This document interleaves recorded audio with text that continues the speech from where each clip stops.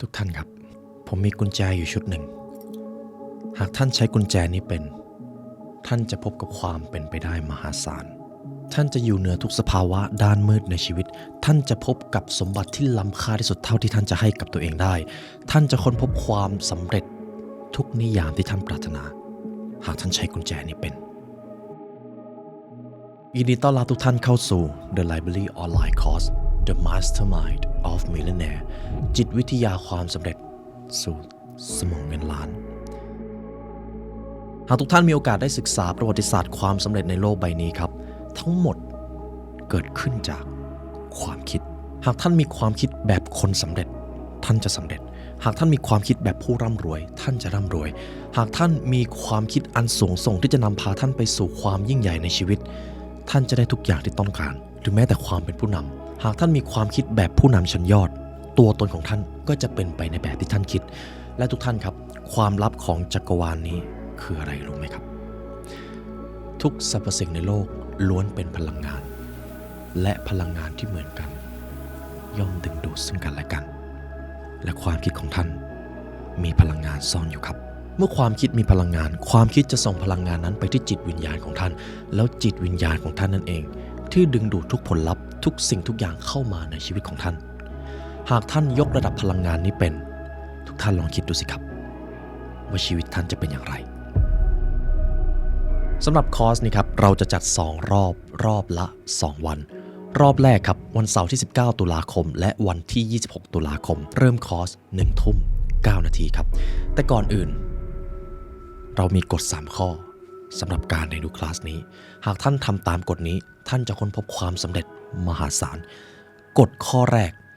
จงอยู่คนเดียวตลอดการเรียนจะต้องไม่มีใครสามารถเข้ามารบกวนท่านได้ข้อที่2ขอให้ท่านทำตามที่ผู้ถ่ายทอดได้บอกให้ทำและทุกๆครั้งที่พวกเราบอกให้ทำอะไรพวกเราก็จะทำด้วยเช่นกันและข้อที่3ครับขอให้ทุกท่านจดจ่อกับการเรียนรู้ให้เต็มศักยภาพของท่านให้มากที่สุด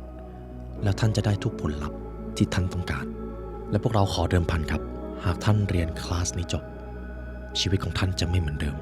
หากท่านไม่พบความก้าวหน้าไม่พบการเปลี่ยนแปลงพวกเรายินดีคืนผลตอบแทนให้ท่านและเรามาเรียนรู้กับ The Mastermind of Millionaire กันนะครับเพราะการเรียนรู้จะทำให้คุณเป็นอิสระ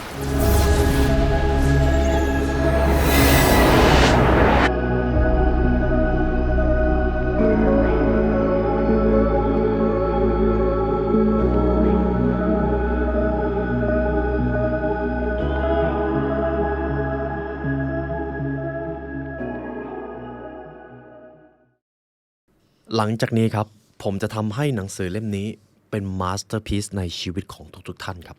The Law of Success ทุกท่านมีความสำเร็จที่ต้องการทุกท่านอยากประสบความสำเร็จไหมครับและทั้ง16กฎที่ผมจะพูดมาจากหนังสือเล่มนี้จะทำให้ท่านเข้าถึงความปรารถนานั้นผมกล้าบอกได้อย่างหนึ่งว่าหนังสือเล่มนี้เล่มเดียวจะเปลี่ยนแปลงชีวิตของคุณผู้ฟังไปตลอดกาลแค่บทแรกก็ทรงพลังแล้วครับนี่คือหนังสือของนักเขียนกระชอนโลกนโปเลียนฮิลถ้าทุกท่านเคยได้ยินชื่อเสียงเรียงนามหนังสือ Think and Grow Rich หรือคิดแล้วรวยนี่คือผู้เขียนเดียวกันครับแล้วผมอยากให้ทุกท่านดูความหนาของหนังสือเล่มนี้ผมอาจจะใช้เวลาสรุปออกมาเป็น2พาร์ทนะครับเพื่อที่ว่าอยากให้ทุกท่านค่อยๆไล่เรียงกันไปทีละข้อแต่ที่สำคัญที่ผมอยากจะขอกับทุกท่านก็คือหากยังไม่ได้ฟังกฎข้อที่1ในพาร์ทแรกอย่าเพิ่งไปฟังในเอพิโซดที่2กฎแต่ละกฎนี้จะมีอยู่ทั้ง16ข้อและทุกท่านจะต้องค่อยๆไล่กระทำไปทีละข้อครับเพราะทั้งหมดคือขั้นตอนจำเป็นที่จะทำให้ท่านประสบความสำเร็จครับเท่านั้นเลยครับความสำเร็จในที่นี้มันไม่ใช่แค่เรื่องของเงินแล้วครับมันเกี่ยวกับเรื่องของความพึงพอใจในชีวิตความภาคภูมิใจความเคารพตัวเองรวมไปถึงการสร้างสิ่งที่ยิ่งใหญ่กว่าตัวเอง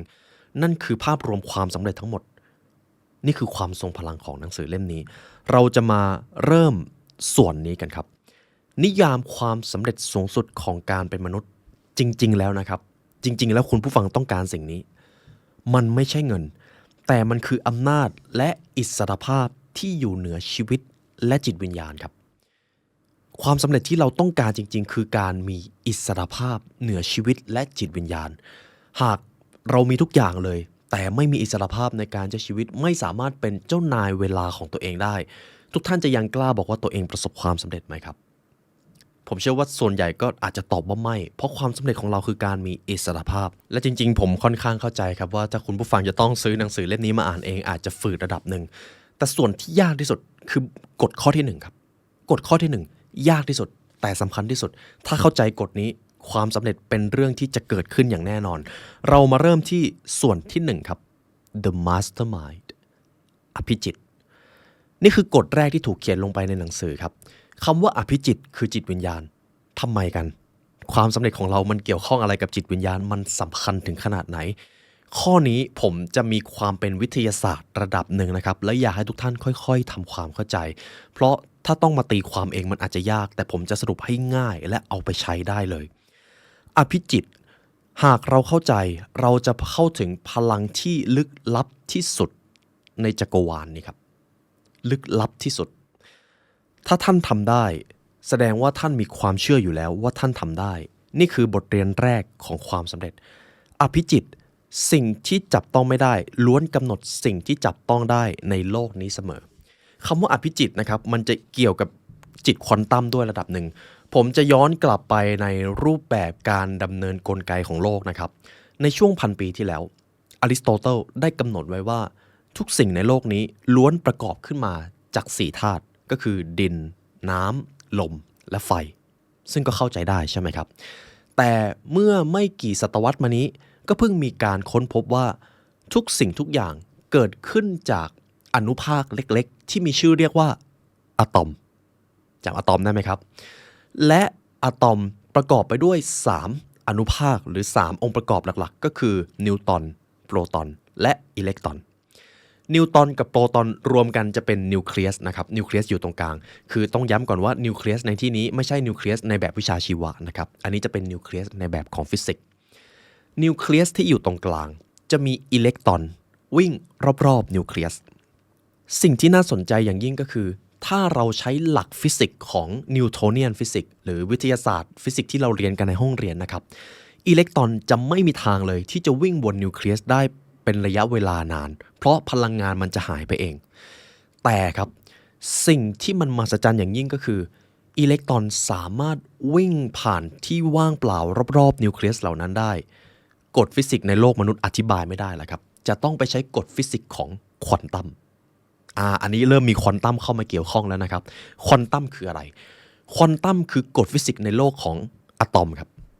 หรือในโลกสิ่งที่มันเล็กๆเทียบเท่ากับอะตอมอาจจะใหญ่ได้กว่าเล็กน้อยครับหากในโลกธรรมดาโลกมนุษย์นะครับถ้าผมจะวิ่งผมก็ต้องเคลื่อนไหวแต่ในโลกควอนตัมมันอาจจะไม่ต้องวิ่งก็ได้มันอาจจะวาร์ปก็ได้มันสามารถอยู่ที่ใดที่หนึ่งได้มากกว่าที่เดียว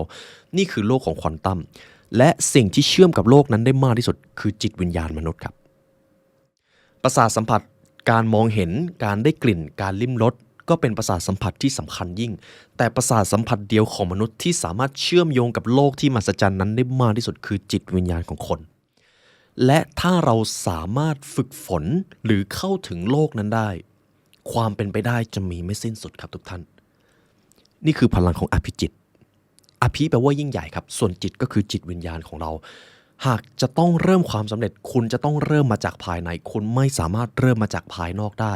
เพราะทุกอย่างล้วนกำหนดในโลกที่จับต้องไม่ได้มาก่อนแล้วค่อยมามีอิทธิพลในโลกที่จับต้องได้ทีนี้ส่วนที่สำคัญอย่างยิ่งที่เราจะต้องมาสังเกตกันก็คือแล้วจิตวิญญาณของเราในตอนนี้กำลังเอื้ออำนวยส่งผลกับความสำเร็จของเราหรือเปล่าผมจะอ่านส่วนหนึ่งจากหนังสือที่คุณนโปเลียนฮิลเขียนไว้ให้นะครับชายและหญิงที่ประสบความสำเร็จที่สูงส่งที่สุดในโลกจะต้องแก้ไขจุดบกพร่องในบุคลิกลักษณะของตนเสียก่อนซึ่งมันคือข้อบกพร่องหรือจุดอ่อนแอที่ยิ่งใหญ่ที่สุดในการเป็นมนุษย์มันไม่ใช่การเกิดมาในครอบครัวที่ไม่ดีมันไม่ใช่เกิดมาในประเทศที่ไม่ดีแต่มันคือการมีสภาวะภายในที่ไม่ดีเช่นความโกรธความโลภความหยิ่งทะนงความตะกละตัณหาความเห็นแก่ตัวความอวดดีสิ่งเหล่านี้จะทำให้พลังจิตวิญญาณของมนุษย์ถดถอยลงถ้าคุณผู้ฟังยังจำหนังสือ Power vs Force ของดร. Hawkins ได้จะเข้าใจกันว่าเมื่อใดก็ตามที่เราปล่อยให้สภาวะจิตอยู่ในระดับที่มันเป็นอารมณ์ด้านลบ conscious level หรือระดับจิตสำนึกของเรามันจะลดลงไปด้วยและสิ่งรอบๆตัวมันจะเลวร้ายลง กฎแห่งแรงดึงดูดมันทำงานนั่นเองทุกท่านเห็นความยิ่งใหญ่ของอภิจิตรไหมครับทีนี้แหละครับย้อนกลับมาที่เรื่องควอนตัมกันอีกรอบหนึ่งควอนตัมมันคือกฎฟิสิกส์ในอนุภาคเล็กๆว่าทำไมมันถึงมีรูปแบบการเคลื่อนที่แบบนั้นทุกท่านเชื่อไหมครับถ้าเราไปถามนักวิทยาศาสตร์ในโลกมนุษย์หรือนิวโทเนียนไซเอนซ์เขาก็จะบอกว่าแสงเนี่ยเป็นคลื่นแต่ถ้าคุณไปถามนักวิทยาศาสตร์ในโลกควอนตัมหรือไปถามระบบโลกควอนตัมคุณจะค้นพบว่าแสงสามารถเป็นได้ทั้งอนุภาคและเป็นได้ทั้งคลื่นเห็นไหมครับเพราะสิ่งที่มันแปลกก็คือทุกอย่างที่มันยิ่งใหญ่ล้วนถูกกำหนดมาจากสิ่งเล็กๆแต่สิ่งที่มันเล็กไปจนถึงระดับควอนตัมกลับมีกฎการเคลื่อนที่แตกต่างจากสิ่งที่มันใหญ่มันเลยกลายเป็นสิ่งที่นักวิทยาศาสตร์ก็ยังสงสัยครับว่าทำไมโลกถึงสร้างอะไรแบบนี้มาซึ่งทุกวันนี้ก็อาจจะยังมีการถกเถียงกันอยู่ยังหาข้อสรุปไม่ได้ครับเพราะมันเป็นโลกที่ลึกและเล็กมากแต่เราจะมาพูดถึงในแง่มุมของความสำเร็จเพียงอย่างเดียวผมจะอธิบายแบบนี้ครับย้อนกลับไปที่อะตอมนะครับนิวตรอนโปรตอนรวมกันเป็นนิวเคลียสและรอบๆนิวเคลียสมีอิเล็กตรอนวิ่งอยู่ 99.999 เป็นอนันต์เปอร์เซ็นต์นะครับของอะตอมคือพื้นที่ว่างครับคือความว่างเปล่าไม่มีอะไรเลยหรือบอกได้อีกอย่างหนึ่งธาตุที่ใหญ่ที่สุดของอะตอมหากความว่างเปล่าเป็นธาตุนั่นคือธาตุที่ใหญ่ที่สุดครับความว่างเปล่าหากท่านไปถามนักฟิสิกส์ในโลกมนุษย์เขาก็จะบอกว่าความว่างเปล่ามันก็คือความว่างเปล่ามันคือการไม่มีอะไรแต่ถ้าทุกท่านเป็นนักวิทยาศาสตร์ควอนตัมท่านจะค้นพบว่าพื้นที่ความว่างเปล่านั้นมีธาตุสองธาตุที่อยู่ขั้วตรงข้ามกันวิ่งเกิดขึ้น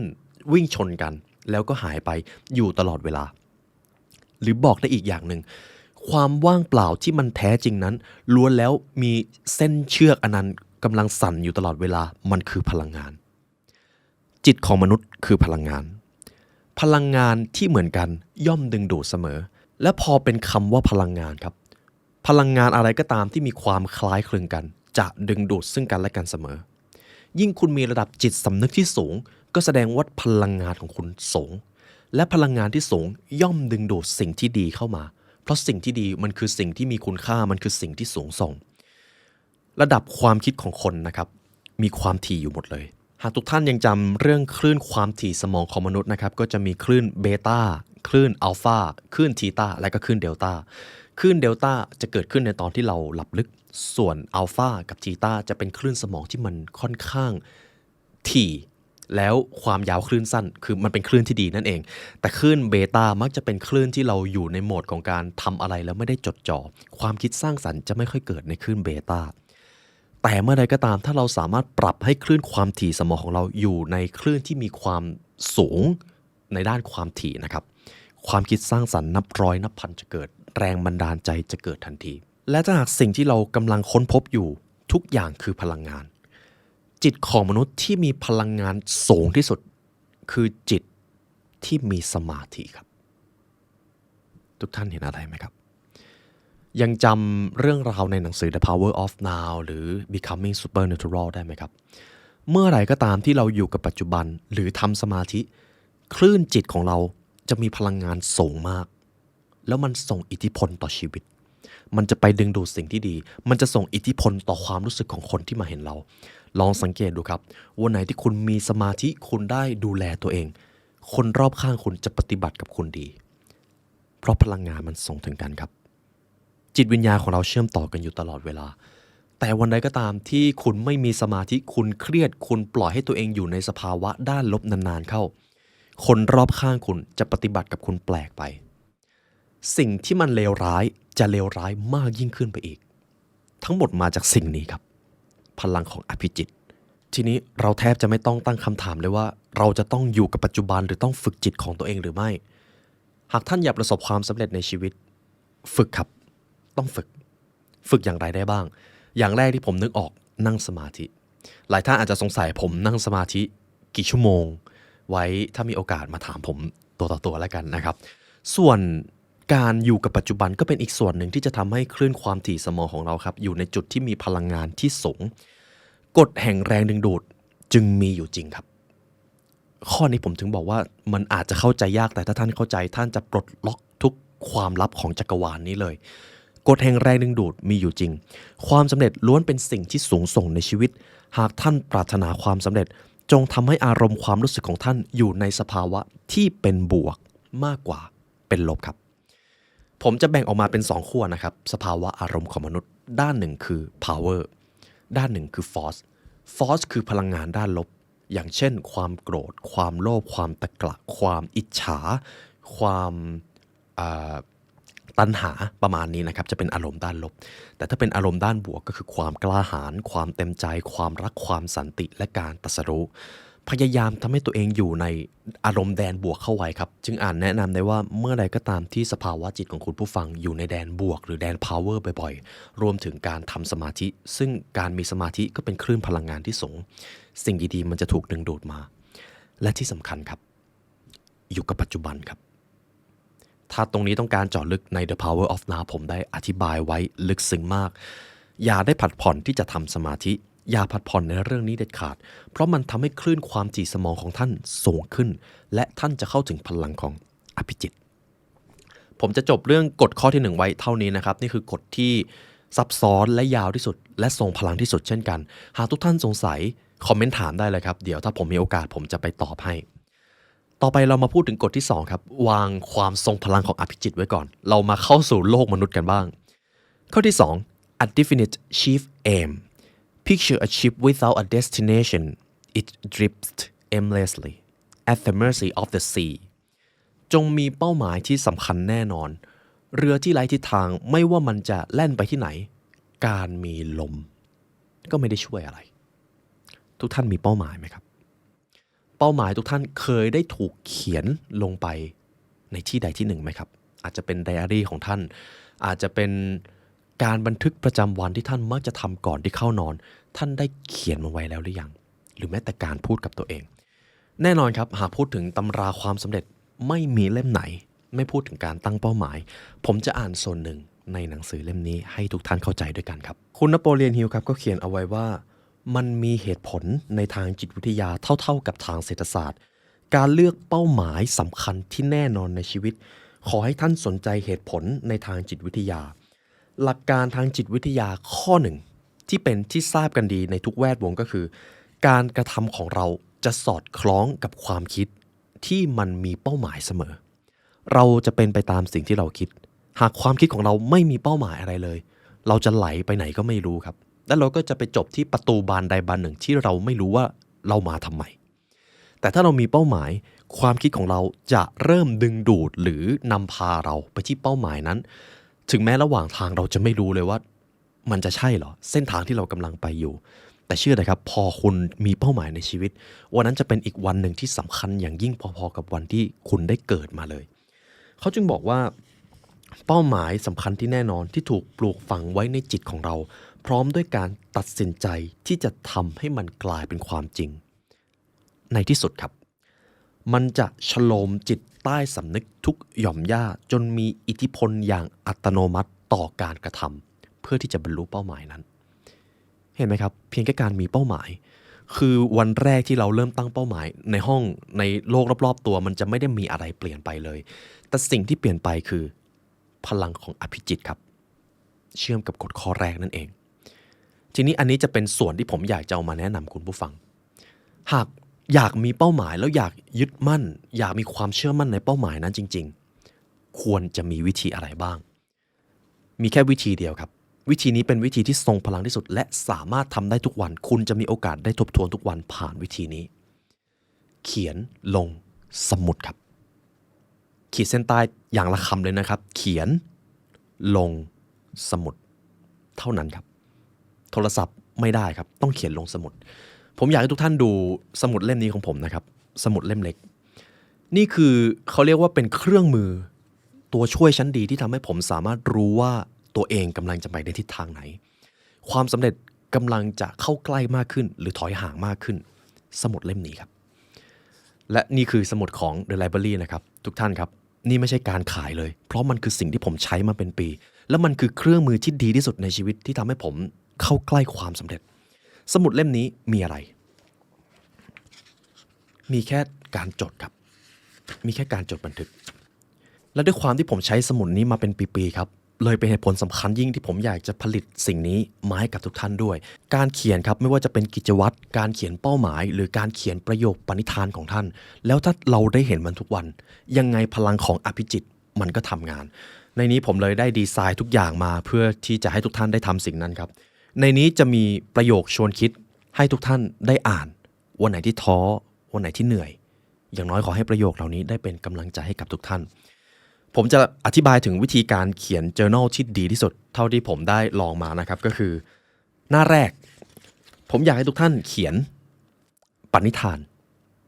สมมุติคุณจะต้องเล่าปณิธานของตัวเอง1 นาทีคุณจะเล่าว่าอย่างไร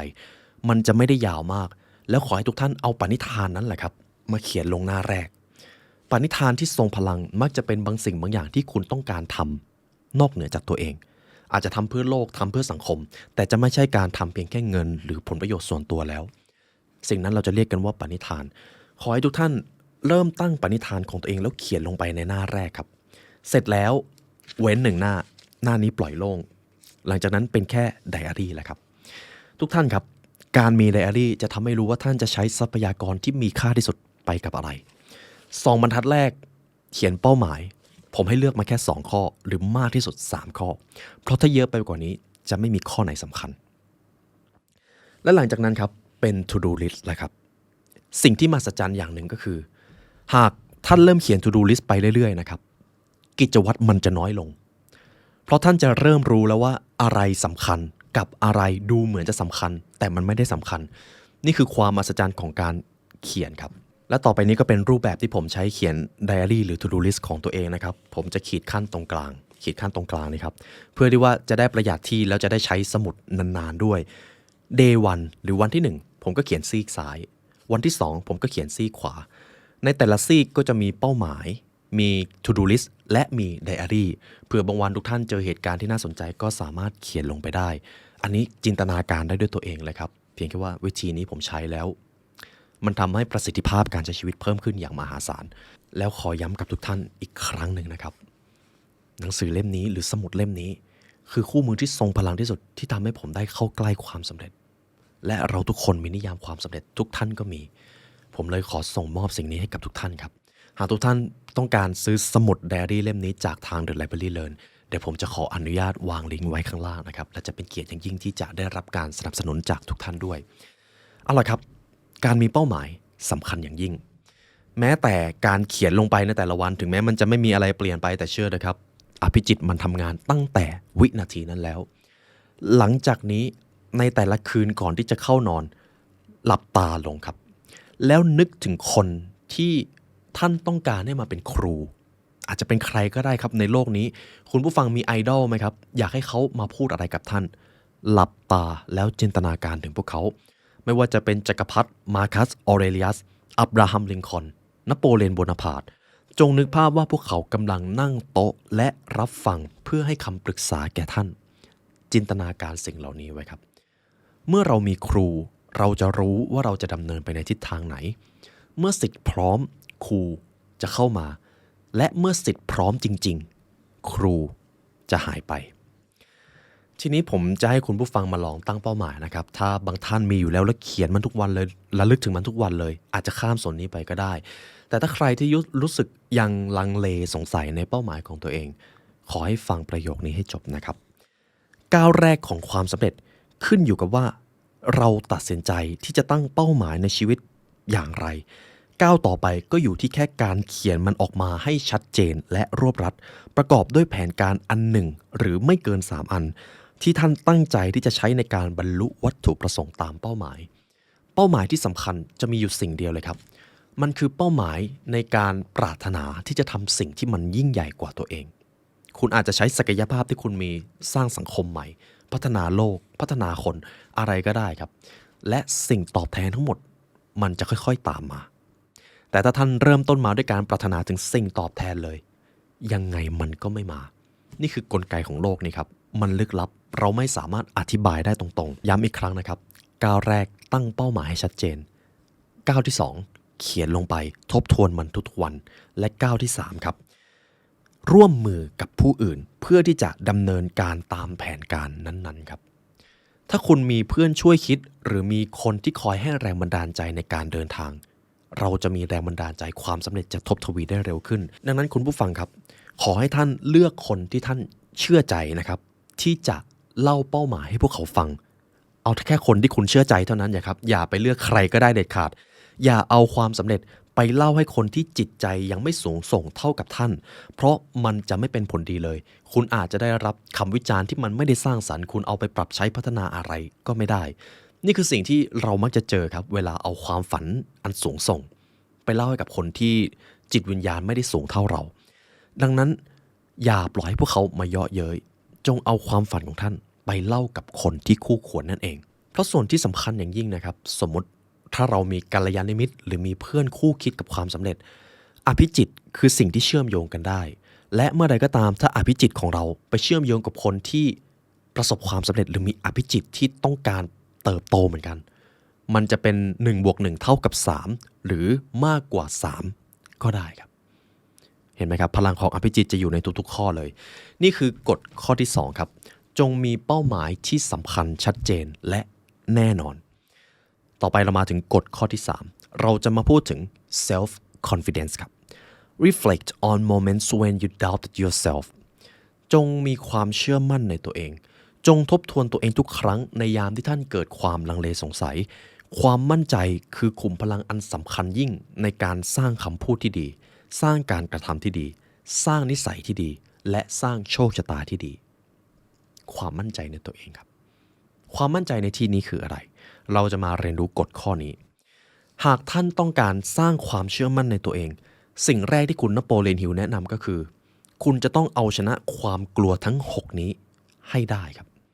นี่คือความกลัวที่ยิ่งใหญ่ที่สุดของมนุษยชาติอะไรที่เรายิ่งกลัวมันจะยิ่งขยายใหญ่ขึ้นอะไรที่เรายิ่งวิตกกังวลมันจะยิ่งเกิดขึ้นเช่นกฎแห่งแรงดึงดูดและกฎอภิจิตนั่นเองความกลัวประการที่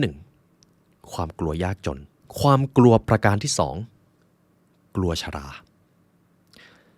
ความกลัวประการที่3การกลัวถูกวิพากษ์วิจารณ์ความกลัวประการที่4การกลัวสูญเสียความรักจากใครสักคนประการที่5ความกลัวสุขภาพทรุดโทรมและความกลัวที่6ครับ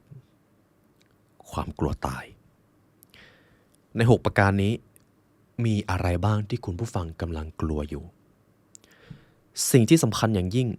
อะไรก็ตามที่เรากลัวความมั่นใจเราจะถดถอยลงทั้ง6อย่างนี้ถ้าเรากลัวไม่ผิดครับเพราะบางข้อผมเองก็เคยกลัวเหมือนกันแต่ครับเราจะปล่อยให้ความกลัวมาเคลือบแคลงความสำเร็จของเราไม่ได้เด็ดขาดผมจะพาคุณผู้ฟังมาเอาชนะความกลัวทั้ง6ประการนี้และถ้าท่านเอาชนะมันได้ความมั่นใจจะเพิ่มขึ้นแบบมหาศาลครับแบบทบทวีเลยเราจะมาเริ่มกันประการแรกที่เราจะมาพูดถึงกันคือความกลัวความยากจนนะครับมันจะต้องใช้ความกล้าหาญพอสมควรทีเดียวที่จะพูดความจริงเกี่ยวกับที่มาของความกลัวนี้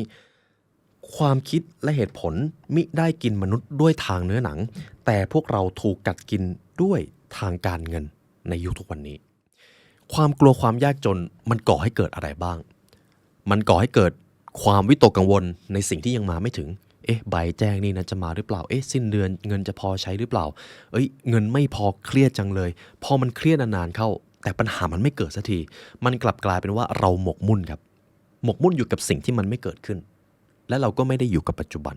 พอเราไม่ได้อยู่กับปัจจุบันตัวคิดและตัวทุกข์มันก็เข้ามาถาโถมเรานั่นเองคู่สมรสหลายคู่ชีวิตสมรสพังก็เพราะความกลัวนี้ความสัมพันธ์หลายคนพังก็เพราะความกลัวนี้ชีวิตหลายคนเจอหายนะก็เพราะความกลัวนี้แล้วต้องเอาชนะอย่างไรวิธีเอาชนะความกลัวความยากจนที่ดีที่สุดคือการ 1. มันหาความรู้และ 2. ครับมันเพิ่มความเชี่ยวชาญในสาขาอาชีพซึ่งพอเรามีความรู้มากขึ้นเราจะเริ่มมองเห็นโอกาสมากกว่าจะไปจมอยู่กับปัญหาครับอันนี้คือความจริงเสมอและพอเราเพิ่มความเชี่ยวชาญมากขึ้นหรือเพิ่มมูลค่าในตัวเองนะครับเราจะยืนหยัดในโลกที่มันมีความผันผวนได้แข็งแกร่งมากขึ้นเหมือนเรามีพื้นฐานชีวิตที่ดีมากขึ้นนั่นเองความรู้และการเพิ่มความเชี่ยวชาญครับรวมกันเป็นสิ่งที่เรียกได้ว่าการลงทุนกับตัวเองนั่นเองยิ่งลงทุนกับตัวเองบ่อยอย่างที่ทุกท่านกำลังทำอยู่ตอนนี้ครับความกลัวมันจะค่อยๆหายความกลัวความยากจนสยบได้ ด้วยความรู้ครับคือถ้าไม่มีความรู้แล้วมีเงินสิ่งที่คุณจะกลัวก็คือไอ้เงินที่เรามีเนี่ยมันจะหายไปเมื่อไหร่เห็นไหมครับพอไม่มีความรู้ต่อให้มีเงินมหาศาลเราก็จะกลัวมันหายไปอยู่ดีความกลัวประเภทที่2คือความกลัววัยชราครับมีใครกลัวชราไหมครับที่นี้กลัวแก่กลัวที่จะไม่สวยหรือไม่หล่อไม่ใช่เรื่องผิดอะไรครับและทุกท่านครับลองสังเกตดีๆนวัตกรรมทางการแพทย์ที่ชะลอวัยทำให้สวยทำให้หล่อมากขึ้นมักจะขายดีเพราะอะไรเพราะมนุษย์กลัวความชราครับทำไมมนุษย์ถึงกลัวความชราเพราะมนุษย์คือสิ่งมีชีวิตที่เรียกว่าสัตว์สังคมเราถูกขับเคลื่อนด้วยพลังทางเพศครับเราต้องการที่จะ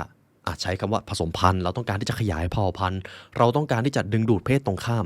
มันจำเป็นที่จะต้องใช้ความโดดเด่นทางรูปลักษณ์ภายนอกทีนี้พอเราแก่ความโดดเด่นทางรูปลักษณ์ภายนอกมันก็หายไปมันเลยไปโดนสัญชาตญาณเราให้เรากลัวสิ่งนี้แล้วเราจะเอาชนะความกลัววัยชราได้อย่างไรยอมรับมันครับทุกอย่างมีเกิดขึ้นตั้งอยู่แล้วก็ดับไปยิ่งเราไปฝืนเราจะยิ่งกลัวและยิ่งเรากลัวเราจะยิ่งแก่และยิ่งเราแก่เราก็จะยิ่งเครียดมากขึ้นไปอีกทีนี้กลายเป็นความกลัวทบทวีเลยไม่มีความสุขเลยใช่ไหมครับยอมรับครับเพราะโลกสร้างพวกเรามาแบบนี้นี่คือวิธีการเอาชนะความกลัวชราครับความกลัวประเภทที่3ความกลัวการถูกวิพากษ์วิจารณ์มันยากอย่างยิ่งที่จะระบุว่ามนุษย์รับเอาความกลัวอันนี้มาได้อย่างไรกันแต่สิ่งที่แน่นอนก็คือมันฝังอยู่ในจิตวิญญาณของเราแบบลึกซึ้งน่าแปลกนะครับทำไมเรากลัวคำวิพากษ์วิจารณ์มากเลยเพราะ2สิ่งที่คนกลัวมากที่สุดในโลกนะครับที่เขาวิจัยกันมาก็คือ1ความกลัวตายกับ2การกลัวในการพูดในที่สาธารณะเพราะกลัวถูกวิพากษ์วิจารณ์จริงๆแล้วมันเป็นแบบนี้ครับมันมีที่มาพร้อมกับการเป็นสัตว์สังคมถ้าเราถูกวิพากษ์วิจารณ์หนักๆเราอาจจะถูกไล่ออกจากเผ่าและเราก็อาจจะไม่ได้มีชีวิตรอดเราเลยคิดไปเองว่าถ้าเราทำสิ่งนี้แล้วถูกวิพากษ์วิจารณ์มันจะต้องอันตรายแน่ๆเลยแต่ครับมันก็เป็นความกลัวอันยิ่งใหญ่ที่ฉุดรั้งเราจากความสามารถหลายๆประการวิธีเอาชนะความกลัวการถูกวิพากษ์วิจารณ์ที่ดีที่สุดก็คือกล้าที่จะถูกเกลียดนั่นเองเท่านั้นเลยครับเพราะยิ่งกลัวคำวิพากษ์วิจารณ์ท่านจะยิ่งไม่กล้าคิดท่านจะยิ่งไม่กล้าทำและท่านก็จะยิ่งกลัวมันมากขึ้นไปอีกอะไรที่เรายิ่งกลัวมันยิ่งขยายใหญ่ขึ้น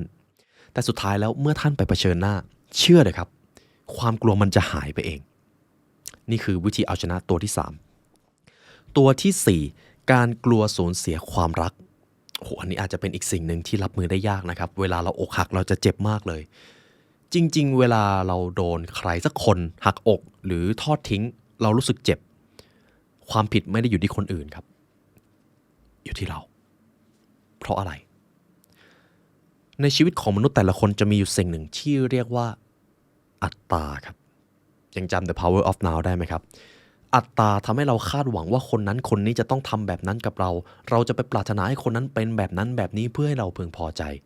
ทั้งที่ความเป็นจริงเราไม่สามารถควบคุมจิตใจผู้อื่นได้เลยแต่อัตตาของเรากลับไปคาดหวังสิ่งเหล่านั้นแล้วพอคนที่เราคาดหวังไม่ได้ตอบสนองเราหรือบางครั้งเขาก็ทอดทิ้งเราก็เจ็บปวดเราก็เครียดแค้นไม่ใช่เพราะอีกฝ่ายครับเราเจ็บเพราะอัตตาของเราเองดังนั้นวิธีการเอาชนะการกลัวสูญเสียความรักที่ดีเลิศที่สุดคือการไม่คาดหวังว่าคนนั้นจะต้องเป็นแบบนั้นไม่คาดหวังที่จะไปเปลี่ยนแปลงใครเพราะเราเปลี่ยนแปลงคนอื่นไม่ได้ครับถ้าเขาไม่เต็มใจเราทำได้แค่ทำให้เป็นตัวอย่างเราสามารถจูงม้าไปที่น้ำได้แต่เราไม่สามารถกดหัวให้มันดื่มน้ำได้ถ้าท่านเข้าใจสิ่งนี้ท่านจะเอาชนะความกลัวนี้ได้ครับต่อไปเรามาที่ประการที่5การกลัวสุขภาพทรุดโทรมการกลัวสุขภาพถดถอยนั่นเองเราจะเอาชนะเจ้าสิ่งนี้ได้อย่างไรความกลัวอันนี้ครับมีจุดกำเนิดและขอบเขตจากแหล่งอันเดียวกับการกลัวความยากจนและความกลัววัยชราความกลัวสุขภาพทรุดโทรมจะต้องพิจารณาอย่างใกล้ชิดอย่างยิ่งมันเป็นสิ่งที่นำไปสู่พรมแดนของโลกที่น่าสยดสยองคุณนโปเลียนฮิลเขียนไว้แบบนี้เลยนะครับความกลัวสุขภาพทรุดโทรมครับคือจะพูดง่ายๆ ถ้าสุขภาพทรุดโทรมทุกอย่างก็จะพังไปด้วยครับการเงินพังครอบครัวพังความสัมพันธ์พังชีวิตพังเพียงเพราะสุขภาพทรุดโทรมสุขภาพคือรากฐานของชีวิตครับไม่มีอะไรสำคัญไปกว่านี้แล้วถ้าสุขภาพไม่ดีไม่ต้องคิดเรื่องอื่นคำถามก็คือแล้วถ้าเรากลัวสุขภาพทรุดโทรมต้องทำอย่างไรดูแลสุขภาพครับออกกำลังกายล่าสุดที่ท่านออกกำลังกายคือเมื่อไหร่ตื่นเช้ามาสิ่งแรกที่ท่านทำระหว่างการออกกำลังกายกับการถ่ายโทรศัพท์สิ่งนั้นคือสิ่งใดในการเลือกรับประทานอาหารท่านเลือกกินอาหารอย่างมีโภชนาการหรือเปล่าหรือกินโดยที่ไม่เลือกเลยอะไรอร่อยเอาสิ่งนั้นเข้ามาก่อนเราทุกคนรู้ตัวกันดีครับว่าเรากำลังนำพาตัวเองไปสู่โลกที่น่าสยดสยองนั้นอยู่หรือไม่หรือแม้แต่เรื่องของการนอนครับเมื่อคืนท่านนอนกันกี่โมงครับและนอนกันกี่ชั่วโมงสิ่งนี้ก็เป็นสิ่งที่เราก็รู้อยู่ลึกๆว่าเราจะต้องทำอย่างไรแต่บางครั้งเราก็เลือกที่จะไม่ทำเท่านั้นเองหลังจากนี้ครับทุกท่านอยากมีความมั่นใจในชีวิตมากขึ้นไหมครับทุกท่านอยากประสบความสำเร็จในชีวิตมากขึ้นไหมครับดูแลสุขภาพครับเพราะถ้าสิ่งนี้พังที่เหลือที่สร้างมาจะไม่มีประโยชน์เลยนี่คือประการที่5และประการที่6ครับการกลัวตายในที่นี้มีคุณผู้ฟังท่านใดกลัวความตายบ้างไหมครับยกมือขึ้นได้เลยไม่ใช่เรื่องผิดครับถ้าเราจะกลัวความตายเพราะทุกสิ่งมีชีวิตก็กลัวตายกันทั้งสิ้นแต่ความจริงแล้วมันเป็นแบบนี้ครับยิ่งท่านกลัวตายความตายจะยิ่งน่าสยดสยองแต่ถ้าท่านไม่กลัวแล้วยอมรับความไม่แน่นอนของชีวิตท่านจะรู้สึกว่าความตายมันก็เป็นเพียงแค่สภาวะหนึ่งที่เราทุกคนจะต้องเจอและทุกท่านเชื่อไหมครับจากคำกล่าวของคนที่ใกล้เข้าถึงจุดนั้นล้วนบอกเป็นเสียงเดียวกันสภาวะการใกล้ตายคือสภาวะที่สงบที่สุดมันเงียบมันนิ่งมันไม่รู้สึกอะไรแต่สภาวะที่มันน่ากลัวก็คือการที่นั่งกลัวว่าจะตายเมื่อไหร่นั่นเองดังนั้นความตายจริงๆมันไม่ได้น่ากลัวเลยครับแต่ที่น่ากลัวคือความรู้สึกกลัวหรือวิตกกังวลว่าตัวท่านจะต้องตายต่างหากวิธีเอาชนะก็มีเพียงแค่ยอมรับครับเราหลีกสิ่งนี้ไม่พ้นและยิ่งเราหนีมันจะยิ่งตามนี่คือวิธีการเอาชนะความกลัวทั้ง6ประการสำหรับการสร้างความมั่นใจในชีวิตที่ผมได้สรุปมาให้คุณผู้ฟังนะครับเราคุยกันมาตั้งนานแล้วเราเพิ่งมาถึงข้อที่3เองอย่างที่ผมบอกครับหนังสือเล่มนี้จะเป็นมาสเตอร์พีซในชีวิตของท่านรวมไปถึงผลงานที่ผมสร้างไว้ด้วยเรามาที่กฎข้อที่4 law number 4 the habit of saving consider the future you desire financial discipline today lays the foundation of that reality จงรักษานิสัยประหยัดอดออมครับข้อนี้เราจะมาพูดถึงเรื่องของการสร้างนิสัยแล้วนะครับเราจะมาทำความเข้าใจสิ่งนี้กันก่อนการประหยัดอดออมไม่ใช่เรื่องของการบริหารเงินอย่างเดียวครับมันเป็นเรื่องของจิตวิทยาและการบริหารนิสัยยิ่งเราอดออมในยามที่มีน้อยในยามที่มีเยอะเราจะไม่ทำลายทรัพย์สินเหล่านั้นแต่ถ้าเราไม่เคยอดออมเลยแล้วอยู่ดีๆได้ทรัพย์สินมาจำนวนมหาศาลแป๊บเดียวเท่านั้นครับมันจะหายไปเลยความผิดอยู่ที่ใครครับนิสัยไม่อดออมของเรานี่เองดังนั้นการฝึกนิสัยอดออมจึงเป็นเรื่องที่สำคัญอย่างยิ่งครับทำให้ผมนึกถึงคำสอนของคุณแม่นโปเลียนโบนาปาร์ตลูกจะต้องรักครอบครัวลูกจะต้องกตัญญูและลูกจะต้องมัธยัสถ์หรืออดออมนั่นเองไม่ฟุ่มเฟือยเพราะยิ่งฟุ่มเฟือยครับเราจะยิ่งไม่รู้จักพอนั่นเองและถ้าหากพูดถึงความสำคัญของการอดออมส่วนนี้จะเป็นคีย์ที่สำคัญและแพงมากนะครับผมอยากให้ทุกท่านฟังให้จบการอดออมหรือการประหยัดจะให้สิ่งที่ยิ่งใหญ่ที่สุดในชีวิตของท่านสิ่งนั้นคืออะไรรู้ไหมครับอิสรภาพครับมันคืออิสรภาพไม่มีสิ่งใดล้ำค่าไปกว่านี้อีกแล้วอิสรภาพของการได้เป็นเจ้านายเวลาอิสรภาพของการได้เป็นเจ้านายงานของท่านมากกว่าที่จะเป็นทาสของมันอิสรภาพของการมีความสัมพันธ์อันดีกับคนรักและลูกๆของท่านเพราะในด้านความสัมพันธ์สมรสนะครับถ้าการเงินพังที่เหลือก็พังเช่นกันอิสรภาพของการมีเกียรติยศและมีความมั่นใจในตัวตนของท่านมันคืออิสรภาพของการได้ทำสิ่งที่ท่านปรารถนาในเวลาที่ท่านต้องการในที่ที่ท่านต้องการและกับคนที่ท่านต้องการในโลกมนุษย์แห่งนี้ มีอะไรสำคัญไปกว่านี้จริงไหมครับอิสรภาพและจุดเริ่มต้นของมันมาจากนิสัยของการประหยัดอดออมซึ่งเป็นส่วนที่สำคัญยิ่งดังนั้นหลังจากนี้ครับคุณผู้ฟังไม่ว่าท่านจะมีเงินเดือนหรือมีรายได้เข้ามาไม่ว่าจะมากหรือจะน้อยในมุมมองของท่านจงเจียดเงินส่วนหนึ่งอดออมครับเก็บมันไว้ไม่ใช่เพื่อที่ว่าคุณจะได้มีจำนวนเงินเยอะไม่ใช่ครับแต่เพื่อที่ว่าจิตใต้สำนึกของคุณจะได้บอกตัวเองว่าเรากำลังเดินหน้าไปสู่ความมั่งคั่งเพราะเรามีอภิจิตของความสำเร็จและเรามีนิสัยของการประหยัดอดออมและสิ่งที่ท่านจะได้รับมันคือสิ่งที่เรียกว่าอิสรภาพครับจงอดออมครับต่อไปเรามาที่กฎข้อที่5 Initiative and leadership think about the leaders you admire what sets them apart ความคิดริเริ่มและการเป็นผู้นำนิสัยนี้จะเป็นส่วนสำคัญอย่างยิ่งที่จะทำให้เพดานความสำเร็จของท่านสูงยิ่งขึ้นไปอีกความคิดริเริ่มและความเป็นผู้นำคืออะไรสองสิ่งนี้ทำไมมาอยู่รวมในข้อเดียวกันความคิดริเริ่มคือการไม่รอโอกาสการคิดการทำด้วยตัวเองหรือการเลือกที่จะลงมือทำโดยไม่ต้องรอให้คนอื่นมาสั่งสิ่งนี้สำคัญมากนะครับความคิดริเริ่มกับอย่างที่สองคือความเป็นผู้นำมันคือความสามารถในการคิดทำและตัดสินใจโดยไม่ต้องรอให้คนอื่นสั่งหรือไม่ต้องรอให้ตัวเองพร้อมมันคือความเป็นผู้นำและสิ่งที่สำคัญอย่างยิ่งโลกนี้มีผู้นำน้อยกว่าผู้ตามแต่ผู้นำจะเป็นคนที่มีรายได้มีความพึงพอใจในชีวิตมีความมั่นใจในตัวเองสูงกว่าผู้ตามเสมอคำว่าผู้นำในที่นี้เป็นเรื่องของทัศนคติและวุฒิภาวะส่วนเรื่องตำแหน่งมันเป็นแค่เรื่องสมมุติครับดังนั้นสิ่งที่ความเป็นผู้นำไม่ว่าท่านจะทำงานอะไรตำแหน่งอะไรฝึกได้ทุกคนครับเรามาเรียนรู้กันหลังจากนี้ท่านจะไม่รอโอกาสจากใครทั้งสิ้นท่านจะเริ่มสร้างสรรค์สิ่งที่ดลบันดาลความยิ่งใหญ่ด้วยศักยภาพอภิจิตรและกายของท่านเสียตั้งแต่บัดนี้ประการที่1กฎนะครับจงทำลายนิสัยผัดวันประกันพรุ่งทิ้งไปตั้งแต่วินาทีนี้ครับหากเราเป็นคนผัดวันประกันพรุ่งหากวันนี้ไม่เดินหน้าพรุ่งนี้เราอาจจะต้องวิ่งตามการผัดวันประกันพรุ่งแรกๆมันเหมือนจะไม่มีอะไรครับแต่เมื่อทำไปเรื่อยๆจิตใจจะเริ่มเฉื่อยชาร่างกายก็จะเริ่มถดถอยความมุ่งมั่นจะเริ่มหายเพราะเจ้าสิ่งนี้ครับนิสัยผัดวันประกันพรุ่งฉะนั้นครับหากทุกท่านรู้แล้วว่าใน1วันมีอะไรสำคัญที่จะต้องทำครับมีแค่ทำกับไม่ทำไม่มีว่าจะลองหรือไม่ลองไม่มีครับมีแค่ทำกับไม่ทำและอย่าได้ผัดวันประกันพรุ่งสิ่งหนึ่งที่มันจะช่วยชีวิตคุณผู้ฟังได้มากก็คือใน1วันหากรู้แล้วว่าสิ่งใดสำคัญเขียนมันลงไปครับเพราะสิ่งใดก็ตามที่มันถูกเขียน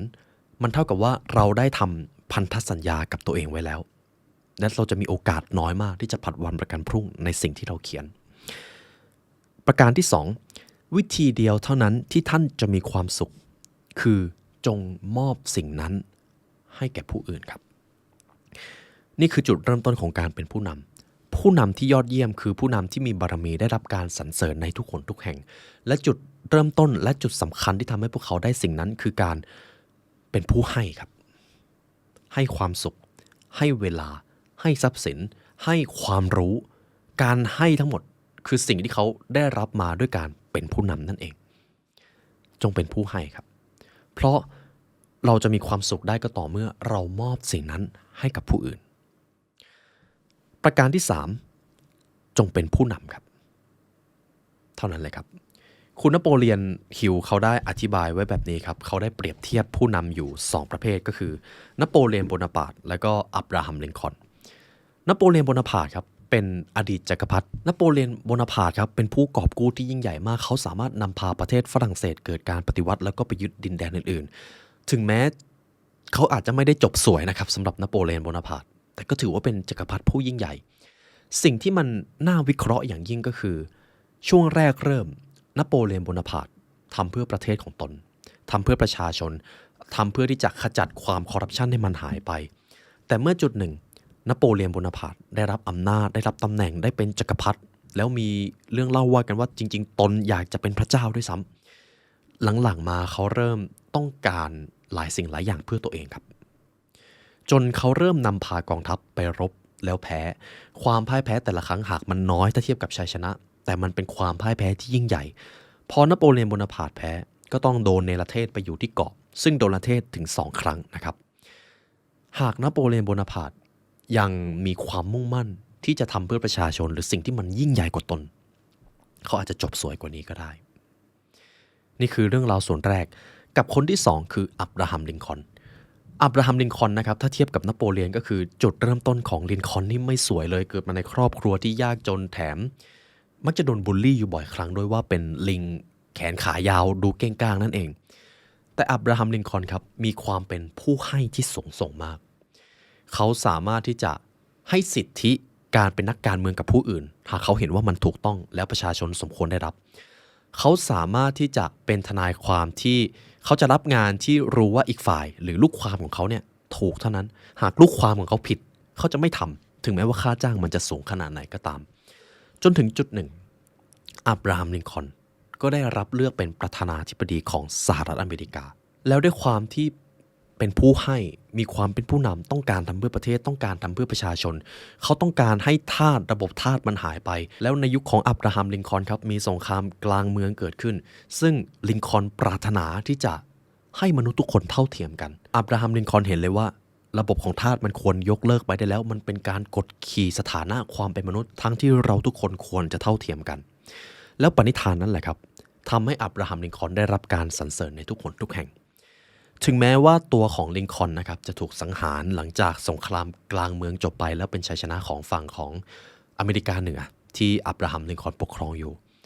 แต่เราทุกคนก็เข้าใจกันดีว่านี่คือผู้นำที่ยิ่งใหญ่ที่สุดเท่าที่โลกนี้มีมาทุกท่านอยากเป็นผู้นำแบบไหนครับหากท่านปรารถนาจะเป็นแบบลินคอล์นจงทำตามกฎข้อ2จงมอบความสุขให้แก่คนอื่นๆหากท่านปรารถนาสิ่งใดจงให้พวกเขาไปก่อนและท่านจะได้รับนั่นเองตามคำกล่าวของเยซูนะครับจงให้และท่านจะได้รับเราจะจบกฎข้อที่5ไว้เท่านี้นะครับย้ำอีกครั้งนะครับค่อยๆทำมาทีละข้อ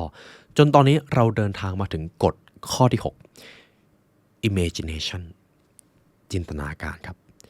envision a world where creativity is certified it would be devoid of progress and innovationจินตนาการคือโรงงานของจิตใจมนุษย์มันสร้างสรรค์สิ่งต่างๆในโลกใบนี้ทุกท่านยังจำประโยคอันคลาสสิกของชายผู้หนึ่งได้ไหมครับจินตนาการสำคัญกว่าความรู้สำคัญกว่าอย่างไรจินตนาการทำให้เราสร้างนวัตกรรมที่ทำให้เราวิวัฒนาการสูงสุดจินตนาการของโทมัสอัลวาเอดิสันทำให้เรามีหลอดไฟเรามีแสงสว่างใช้จนถึงทุกวันนี้จินตนาการของอับราฮัมลินคอล์นทำให้เราเข้าใจถึงโลกที่ทุกคนมีความเท่าเทียมกันและไม่เห็นถึงความกดขี่2 พี่น้องตระกูลไรท์จินตนาการถึงโลกที่มนุษย์สามารถเดินทางบนผืนฟ้าได้ราวกับนกทำให้เรามีเครื่องบินในทุกวันนี้มาร์ติน ลูเทอร์ คิงจินตนาการถึงภาพที่ลูกๆผิวดำของเขาวิ่งเล่นกับเพื่อนผิวขาวโดยไร้ซึ่งการแบ่งแยกและเขาใช้ภาพฝันนี้สร้างอิทธิพลให้กับชาวโลกทั้งหมดเริ่มมาจากจินตนาการครับ imagination ทีนี้ผมให้คุณผู้ฟังลองจินตนาการความสำเร็จของท่านนะครับผมอยากให้ทุกท่านลองนึกภาพวันที่ท่านได้ความสำเร็จนั้นมาแล้วสภาพแวดล้อมรอบตัวจะเป็นอย่างไรความรู้สึกตอนนั้นรู้สึกดีขนาดไหนคุณแต่งตัวอย่างไรคุณได้ทำงานอะไรอยู่วิธีการพูดของท่านเป็นอย่างไรในจินตนาการนั้นในวันที่ท่านประสบความสำเร็จแล้วโลกทั้งใบจะเป็นอย่างไรในวันที่ท่านประสบความสำเร็จลองจินตนาการดูครับใช่ครับมันจับต้องไม่ได้เลยแต่ทุกท่านยังจำได้ไหมครับทุกสิ่งทุกอย่างล้วนเกิดขึ้นในโลกที่จับต้องไม่ได้มันเกิดขึ้นในโลกของควอนตัมในโลกที่ความเป็นไปได้ทุกอย่างไม่ได้มีข้อจำกัดแล้วพลังงานเหล่านั้นแหละครับในโลกที่จับต้องไม่ได้มันส่งผลมาในโลกที่จับต้องได้และจินตนาการของจิตวิญญาณเชื่อมกับโลกนั้นอยู่จงกล้าจินตนาการครับเพราะเมื่อไหร่ก็ตามที่เราจินตนาการแล้วก็สงสัยลังเลสงสัยในตัวเองเราก็ไปได้ไม่ไกลครับไม่ว่าท่านจะจินตนาการว่าตัวเองจะสำเร็จหรือจะจินตนาการว่าล้มเหลวจินตนาการนั้นมันถูกต้องเสมอครับทุกท่านจินตนาการของท่านเป็นอย่างไรครับข้อนี้ครับ แค่จินตนาการครับนึกภาพถึงมันซ้ำๆพูดกับตัวเองบ่อยๆคิดถึงภาพนั้นยิ่งมันชัดมากเท่าไหร่กฎแห่งแรงดึงดูดจะยิ่งแรงมากขึ้นเท่านั้นนี่คือกฎข้อที่6เรามาที่กฎข้อที่7ครับ enthusiasm recall times when you felt truly passionate about something enthusiasm is contagious เราจะมาพูดถึงความกระตือรือร้นครับความกระตือรือร้นทำไมสำคัญมากแล้วมันเป็นกฎที่มาอยู่ในนี้เลยคุณนโปเลียนฮิลบอกว่าความกระตือรือร้นหรือความทะเยอทะยานที่จะประสบความสำเร็จจะทำให้ท่านโดดเด่นมาตั้งแต่เบื้องลึกของพลังอภิจิตครับถ้าท่านสังเกตดีๆนะครับคำว่าอภิจิตจะเชื่อมอยู่กับทุกข้อเลยความกระตือรือร้นที่จะประสบความสำเร็จเป็นแบบไหนความกระตือรือร้นที่แท้จริงนะครับมันจะต้องเกิดขึ้นมาตั้งแต่ระดับความเชื่อนะครับคือเดี๋ยวผมจะอธิบายแบบนี้ครับทุกอย่างในชีวิตจะมีลำดับขั้นตอนในเรื่องของนิสัยผลลัพธ์ในชีวิตเกิดขึ้นจากการกระทำการกระทำมาจากความคิดความคิดมาจากความเชื่อความเชื่อคือระบบที่ลึกที่สุดของมนุษย์มันเชื่อมกับจิตวิญญาณดังนั้นหากท่านมีความสำเร็จแล้วไม่ได้เชื่อในความสำเร็จนั้นจริงๆความกระตือรือร้นมันจะไม่เกิดครับนี่เป็นอีกคำแนะนำหนึ่งเวลาที่มีคนมาถามว่าเวลาจะขายอะไรให้คนซื้อเนี่ยทำอย่างไรผมถามสิ่งแรกไปเลยหากคุณเป็นลูกค้าคุณจะซื้อสิ่งที่คุณขายหรือเปล่าถ้าคำตอบคือไม่อย่าขายแต่ถ้าคำตอบคือใช่จงเรียนรู้สินค้านั้นให้มากขึ้นเรียนรู้จนกระทั่งคุณเชื่อว่าสิ่งนี้แหละจะทำให้ชีวิตของลูกค้าดีขึ้นแล้วไม่ว่าคุณจะขายอะไรด้วยความเชื่อนั้นยังไงคนก็ซื้อความเชื่อครับไม่มีใครที่จะแสดงออกมาด้วยคำพูดหรือการกระทำในสิ่งที่ไม่สอดคล้องกับความเชื่อของตัวเองถ้าเขาฝืนกระทำสิ่งที่เขาไม่เชื่อมันก็เท่ากับเป็นการแสดงความไม่เข้าท่าของตนที่ไร้ความสามารถในการจูงใจคนนั่นเองจึงเป็นเหตุผลครับว่าทำไมความกระตือรือร้นมันจะต้องมาด้วยความจริงใจสมมุติผมจะไปเข้าหาใครแต่ลึกๆผมไม่ได้จริงใจกับเขามนุษย์ด้วยกันดูออกหากผมจะไปขายอะไรกับใครสักคนแต่ลึกๆผมไม่ได้เชื่อในผลิตภัณฑ์ตัวนั้นมนุษย์ด้วยกันดูออกหากผมต้องการประสบความสำเร็จอะไรแล้วผมลงมือทำแต่ผมไม่ได้เชื่อสิ่งนั้นจักรวาลดูออกและแน่นอนครับผมจะไม่สำเร็จเพราะความกระตือรือร้นมันไม่เกิดนั่นเองหากท่านจะต้องการสร้างความรือร้นที่เลิศเลอท่านจะต้องศรัทธาในเป้าหมายที่ท่านเขียนและต้องเชื่อในสิ่งที่ท่านปรารถนาเปิด To Do List ของท่านมาอีกรอบนึงครับเป้าหมาย 2-3 ข้อที่ท่านเขียนไปในหน้าซ้ายหรือหน้าขวาท่านเชื่อมันจริงๆหรือเปล่าและผมกล้าเดิมพันครับหากเป้าหมายนั้นเป็นเพียงแค่เรื่องของเงินหรือทรัพย์สินท่านจะไม่ค่อยเชื่อแต่ถ้ามันเป็นเรื่องของปณิธานหรือการสร้างสิ่งที่มีความหมายมันจะทรงพลังมากและท่านจะมีแรงบันดาลใจแรงบันดาลใจก็เป็นหนึ่งในพลังงานชั้นสูงที่อยู่ในโลกควอนตัมเหมือนกันนะครับทีนี้ผมจะมาเล่าเรื่องราวของมิสเตอร์ซัมเมอร์นะครับเป็นสิ่งที่คุณนโปเลียนฮิลได้เขียนเอาไว้ในหนังสือเล่มนี้มิสเตอร์ซัมเมอร์ครับเป็นประธานในการประชุมในตอนนั้นมันมีปัญหาอย่างหนึ่งเขาเริ่มต้นด้วยการเรียกคนเดินตลาดหรือเซลล์นะครับคือหนังสือเล่มนี้จะใช้คำว่าคนเดินตลาดในตอนนั้นมิสเตอร์ซัมเมอร์ครับได้เรียกคนเดินตลาดทุกคนที่ทำงานให้กับเขามาพูดเลยว่าตอนนี้มันเกิดอะไรขึ้นทำไมยอดขายบริษัทของเรามันตกลงปริมาณการสั่งซื้อมันหายไปไหนหมดทีนี้ครับทุกคนก็เกิดความหวาดกลัวในตอนนั้นทุกคนจะพูดประมาณนี้นะครับช่วงนี้เงินมันหาได้ยากครับประชาชนจะยังไม่ซื้อสินค้าจนกว่าจะเลือกประธานาธิบดีใหม่ตอนนี้เศรษฐกิจตกต่ำทุกคนก็จะพูดถึงทำนองนี้ประมาณว่าโทษสิ่งอื่นแต่ไม่ค่อยโทษตัวเองสักเท่าไหร่และในตอนนั้นมิสเตอร์ซัมเมอร์ครับก็ยกมือเลยครับยกมือแล้วก็บอกว่าทุกคนหยุดก่อนผมขอสั่งให้ทุกคนหยุดการประชุมนี้ช่วงเวลา10 นาทีณช่วงเวลานี้ผมขอให้เด็กขัดรองเท้ามาขัดรองเท้าผมให้เงาเสียก่อนในตอนนั้นครับมิสเตอร์ซัมเมอร์ก็เดินขึ้นไปบนโต๊ะและเขาก็เรียกเด็กผิวดำตัวเล็กๆคนหนึ่งเขาสั่งให้เอาเครื่องมือขัดรองเท้ามาแล้วก็ขัดรองเท้าให้กับเขาทั้งที่มิสเตอร์ซัมเมอร์กำลังยืนอยู่บนโต๊ะตัวนั้นคนเดินตลาดก็งงครับเราประชุมกันอยู่มิสเตอร์ซัมเมอร์คิดอะไรอยู่ดีๆเอาเด็กขัดรองเท้ามาขัดบนโต๊ะเมื่อการขัดรองเท้าเสร็จสิ้นลงครับคือรองเท้าเงาวับเลยนะครับมิสเตอร์ซัมเมอร์ก็ได้ล้วงเอาเงิน1 ดีมให้กับเด็กขัดรองเท้าคนนั้นแล้วก็เริ่มต้นพูดแบบนี้ครับทุกท่านเห็นเด็กผิวดำคนนี้ไหมผมอยากให้ทุกท่านมองเด็กผิวดำคนนี้ให้ดีเขาได้รับอนุญาตให้เข้ามาขัดรองเท้าในโรงงานของเราซึ่งเขาเป็นน้องใหม่ แต่ในขณะที่เด็กคนก่อนที่ขัดรองเท้าเป็นคนผิวขาวดูเหมือนจะมีอายุมากกว่าเขาเสียอีกแต่เขาไม่มีคุณสมบัติที่พร้อมที่จะอยู่ในบริษัทแห่งนี้ได้ทั้งที่มีลูกจ้างอยู่หลายพันคนและบริษัทได้ให้เงินอุดหนุนเขาจำนวนมหาศาลแต่เขาก็ยังทำงานได้ไม่ดีเขามีทัศนคติต่องานไม่ดีเลยส่วนเด็กผิวสีคนนี้ไม่เพียงแต่สามารถหากินได้เป็นอย่างดีโดยไม่ได้รับเงินช่วยเหลือหากยังหาเงินได้มากพอที่จะเก็บออมเอาไว้ได้เสียอีกเขาทำงานที่เดียวกันเด็กผิวดำกับคนผิวขาวทั้งสองคนทำงานที่เดียวกันภายใต้สภาวะการเดียวกันแต่ทำไมความเป็นมืออาชีพไม่เหมือนกันผลตอบแทนก็ไม่เหมือนกันเอาล่ะทุกท่าน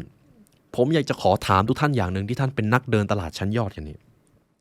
การที่เด็กคนก่อนทำธุรกิจไปไม่รอดนั้นเป็นความผิดของเศรษฐกิจเป็นความผิดของประชาชนหรือเป็นความผิดของเด็กคนนั้นกันแน่ทุกคนก็ตอบครับมันเป็นความผิดของเจ้าตัวอย่างแน่นอนในทำนองเดียวกันครับมิสเตอร์ซัมเมอร์ก็พูดต่อถูกต้องทุกท่านและบัดนี้ผมก็กำลังจะบอกพวกคุณว่าพวกคุณกำลังขายสินค้าเงินสดในตลาดเดียวกันต่อลูกค้ากลุ่มเดียวกันในสภาวะธุรกิจอย่างเดียวกันที่เป็นอยู่กับเมื่อปีที่แล้วแต่พวกท่านก็ขายได้ไม่มากเท่ากับที่พวกท่านเคยได้ทำมันเป็นความผิดของพวกใครกันทีนี้ทุกคนก็ตอบอย่างดังลั่นครับมันเป็นความผิดของพวกเราอย่างแน่นอนเห็นไหมครับทุกท่านความกระตือรือร้นส่วนแรกคือการเชื่อในสิ่งที่ท่านทำกับส่วนที่สองคือการรับผิดชอบตัวเองไม่ว่าอะไรมันจะเกิดขึ้นนะครับมันมาจากเราครับสมมุติในตอนนี้มีสถานการณ์ที่ท่านไม่ชอบรู้สึกทำให้ท่านไม่มีความสุขความผิดอยู่ที่ใครครับอยู่ที่เราอย่างแน่นอนเราอาจจะพาตัวเองไปอยู่ตรงนั้นเองเราอาจจะไม่ได้รับผิดชอบตัวเองให้ดีจนกระทั่งเกิดปัญหาขึ้นมันก็เท่านั้นเองครับเพราะเมื่อเราเริ่มต้นรับผิดชอบตัวเองเราจะรู้แล้วว่าเราควรจะคิดอย่างไรทำอย่างไรและพัฒนาตรงไหนและความกระตือรือร้นมันจะเกิดนั่นเองผมเลยขอนำกฎแห่งความกระตือรือร้นทั้ง7ประการมาให้คุณผู้ฟังกฎข้อที่1จงทำงานที่ท่านรักที่สุดงานไหนที่ท่านทำแล้วไม่ค่อยมีแรงบันดาลใจก็เปลี่ยนครับหรือที่ยังเปลี่ยนไม่ได้ก็ขอให้ทำให้แน่ใจว่าอนาคตท่านจะได้ทำสิ่งที่ท่านรักหาสิ่งที่ท่านรักที่จะได้ทำให้เจอครับอย่างที่2สภาวะการที่ติดต่อกับผู้ที่มีความกระตือรือร้นเป็นสิ่งสำคัญอย่างยิ่งจงใช้เวลาในการคบค้าสมาคมช่วงเวลาที่คุณต้องไปหาคนนะครับจงอยู่กับคนที่มีความกระตือรือร้นอย่าอยู่กับคนที่ใช้ชีวิตไปวันๆเด็ดขาดครับเพราะพลังอภิจิตของท่านจะลดน้อยถอยลง 3. ความสำเร็จทางการเงินจะทำให้ท่านมีความกระตือรือร้นดังนั้นจงอดออมครับเพราะถ้าท่านไม่มีเงินออมท่านจะรู้สึกว่าโอ้โหกว่าจะผ่านไปแต่ละวันมันยากมากเลยท่านจะเครียดเรื่องค่าใช้จ่ายในอนาคตด้วยประการที่4การได้เป็นเจ้าของกฎแห่งความสำเร็จทั้ง16ข้อในหนังสือเล่มนี้จะทำให้ท่านกระตือรือร้นกฎข้อที่5สุขภาพที่สมบูรณ์พร้อมครับแน่นอนครับว่าถ้าสุขภาพไม่ดีความกระตือรือร้นมันจะหายไปเป็นปลิดทิ้งเลยนั่นเองประการที่6ความรู้สึกของการได้ทำสิ่งที่มีคุณค่าแก่เพื่อนมนุษย์ลองสังเกตดูครับเมื่อใดที่เราได้ทำอะไรสักอย่างเพื่อคนอื่นเราจะกระตือรือร้นมากเลยความกระตือรือร้นมาจากสิ่งนี้นะครับงานที่ทุกท่านทำอยู่ล้วนมีความหมายต่อใครสักคนเสมอครับจงหาคนนั้นให้เจอประการที่7การแต่งกายที่ดีและเหมาะสมกับอาชีพครับคือเครื่องแต่งกายมันก็มีอิทธิพลกับจิตวิทยาการเป็นมนุษย์นั่นเองการแต่งกายของท่านเวลาไปทำงานท่านคิดว่าท่านแต่งกายดีแล้วหรือยังเสื้อผ้าเหมาะสมกับรูปร่างหรือไม่ถูกกาลเทศะหรือเปล่าสะอาดหรือไม่เท่านั้นเลยครับเพราะการแต่งกายมันเป็นสิ่งที่สำคัญอย่างยิ่งเวลาเราไปที่ไหนแล้วเราแต่งกายดีมันก็คือภาพสะท้อนว่าเราให้เกียรติท่านเราให้เกียรติสถานที่แต่ถ้าเราแต่งกายไม่ดีนอกจากจะไม่ให้เกียรติสถานที่แล้วมันก็เปรียบเสมือนเราไม่ได้ให้เกียรติตัวเองด้วยนั่นเองและความกระตือรือร้นมันก็จะไม่เพิ่มแต่เมื่อท่านแต่งกายดีความกระตือรือร้นมันเพิ่มครับนี่คือกฎข้อที่7เอาล่ะครับเรามาถึงกฎข้อสุดท้ายของเอพิโซดแรกนะครับกฎข้อที่8 self control reflect on instances where emotions led to regrettable action self control is the ability to master your impulses การควบคุมตัวเองครับ จงทบทวนการกระทำความคิดและคำพูดของตัวเองอยู่เสมอใครที่ขาดการควบคุมตัวเองย่อมไม่สามารถควบคุมความสำเร็จในชีวิตได้เลยแม้แต่เสี้ยวเดียวเขาแนะนำไว้แบบนี้นะครับสำหรับคุณนโปเลียนหากท่านไม่รู้จักควบคุมตัวเองพลังที่ท่านมีจะทำร้ายท่านได้ความสำเร็จที่ท่านได้รับจะกลายเป็นไฟป่าคอยแผดเผาบ้านเรือนในอาณาจักรของท่านให้วอดวายถ้าท่านไม่รู้จักควบคุมตัวเองถ้าท่านศึกษาประวัติศาสตร์นะครับเราจะพบเลยว่าทุกคนที่ประสบความสำเร็จแบบสูงสุดและเป็นผู้ยิ่งใหญ่ล้วนมีความสามารถในการควบคุมตัวเองแทบทั้งสิ้นแล้วตัวท่านที่ปรารถนาความสำเร็จจะขาดสิ่งนี้ไปได้อย่างไรกันเล่าจริงไหมครับทุกท่านผมจะอ่านส่วนหนึ่งของหนังสือเล่มนี้ให้คุณผู้ฟังนะครับการจะควบคุมตัวเองมันสำคัญแล้วบางครั้งเราอาจจะพลาดเรื่องนี้แล้วต้องทำอย่างไรคุณนโปเลียนฮิลบอกว่าบุคคลที่มีการควบคุมตนเองเป็นอย่างดีจะไม่ยอมตกไปอยู่ใต้อิทธิพลของคนถักถางหรือนักวิพากษ์วิจารณ์รวมไปถึงคนที่มีทัศนคติในแง่ร้ายทั้งไม่ยอมให้คนอื่นยัดเยียดความคิดอันเลวร้ายให้กับตนบุคคลที่มีการควบคุมตัวเองเป็นอย่างดีจะกระตุ้นจินตนาการและความกระตือรือร้นของตัวเองอย่างสม่ำเสมอจนกระทั่งมันก่อให้เกิดการกระทำแล้วจากนั้นเขาจะควบคุมการกระทำนั้นโดยไม่ยอมให้มันมาควบคุมเขาบุคคลที่มีการควบคุมตัวเองเป็นอย่างดีจะไม่สบประมาทผู้อื่นไม่ว่าสถานการณ์จะเป็นเช่นไรก็ตามแม้แต่จะหาทางแก้เผ็ดเขาก็จะไม่ทำบุคคลที่มีการควบคุมตนเองเป็นอย่างดีจะไม่เกลียดชังคนที่เห็นต่างจากเขาแต่เขาจะพยายามที่จะเข้าใจเหตุผลของการไม่เห็นด้วยนั้นและเลือกในทางที่เป็นประโยชน์ดังนั้นครับการขาดการควบคุมตัวเองจะส่งผลเสียร้ายแรงมากตรงกันข้ามคนที่สามารถควบคุมตัวเองได้ย่อมสามารถควบคุมผลลัพธ์ในชีวิตได้เช่นกันโดยเฉพาะอย่างยิ่งครับเวลาโกรธเวลาเครียดเวลาทำงานที่มันมีไฟแรงเกินไปนั่นคือช่วงเวลาที่เราควบคุมตัวเองต้องควบคุมตัวเองครับมิฉะนั้นมันจะกลายเป็นไฟป่าเผาไหม้บ้านเรือนของเราจนวอดวายไปหมดนั่นเองทุกท่านครับข้อนี้เหมือนจะไม่มีอะไรแต่ผมอยากให้ทุกท่านทำความเข้าใจและตระหนักให้มากๆนะครับเพราะทุกวันนี้เรากำลังเจอปัญหาสิ่งนี้อยู่เราอยู่ในโลกที่บ้าความเร็วครับแฟชั่นความสำเร็จ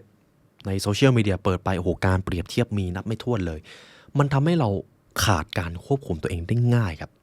เกิดการเปรียบเทียบอยากได้สิ่งนั้นอยากได้สิ่งนี้อยากประสบความสำเร็จแบบคนนั้นแบบคนนี้ทั้งที่ความจริงตัวเองยังไม่รู้เลยว่าเราต้องการสิ่งนั้นจริงหรือเปล่าหากเราไม่ควบคุมตัวเองเราจะตกเป็นทาสของโลกสมัยใหม่ได้ง่ายมากครับและสิ่งที่ท่านจะเจอแน่ๆคือความทุกข์เพราะอะไรครับเพราะเราไม่ได้ควบคุมตัวเองการควบคุมตัวเองคือการไม่ปล่อยให้ตัวเองไล่ล่าหาความสุขจนทำลายชีวิตปัจจุบันการควบคุมตัวเองคือการไม่ปล่อยให้ความทุกข์ในช่วงเวลานั้นมาทำลายความสงบในสภาวะภายในทั้งหมดคือการควบคุมตัวเองและไม่ว่าท่านจะเป็นใครเกิดที่ไหนอายุเท่าไหร่ท่านฝึกได้ครับและต้องฝึกเพราะเราทุกคนปรารถนาที่จะประสบความสำเร็จอย่างสูงสุดและถ้าท่านทำตามนี้ได้เหตุผลอะไรที่เราจะไม่ประสบความสำเร็จจริงไหมครับทุกท่านนี่ก็เป็นกฎข้อสุดท้ายที่ผมนำให้กับคุณผู้ฟังนะครับสำหรับข้อที่8เดี๋ยวเราจะมาต่อกันที่เอพิโซดที่2และสมมติว่าถ้าคุณผู้ฟังจะเอาคลิปนี้ไปให้คนที่ท่านรักหรือคนสนิทกับท่านฟังผมขอย้ำให้เขาฟังนะครับว่าอย่าเพิ่งฟังพาร์ท2ถ้ายังไม่ได้ฟังพาร์ท1เพราะกฎทุกๆข้อจะต้องค่อยๆไล่เรียงไปทีละข้อแล้วต้องค่อยๆทำความเข้าใจกันไปและหนังสือเล่มนี้จะเปลี่ยนแปลงชีวิตพวกเราทุกคนมันจะเป็นมาสเตอร์พีซที่ดีที่สุดเท่าที่เราจะให้กับตัวเองได้ครับยินดีกับทุกท่านนะครับที่ได้ลงทุนกับตัวเองมาจนถึงจุดนี้ครับและเช่นเคยครับหากทุกท่านฟังมาถึงตรงนี้แล้วอยากใช้เวลาเรียนรู้กับ The Library Learn ให้ลึกซึ้งกว่านี้ทุกท่านสามารถเรียนรู้ได้ผ่าน Premium Content ของพวกเราครับในที่อย่างนั้นมีทั้งตำราความสำเร็จตำราการพัฒนาตัวเองตำราจิตวิทยาที่บางความรู้ผมก็จำเป็นจะต้องเอาไปทำไว้ในที่แห่งนั้นเพียงอย่างเดียวครับและเช่นเคยครับสุดท้ายนี้ขอให้วันนี้เป็นวันที่ดีและยอดเยี่ยมของทุกท่านครับสวัสดีครับ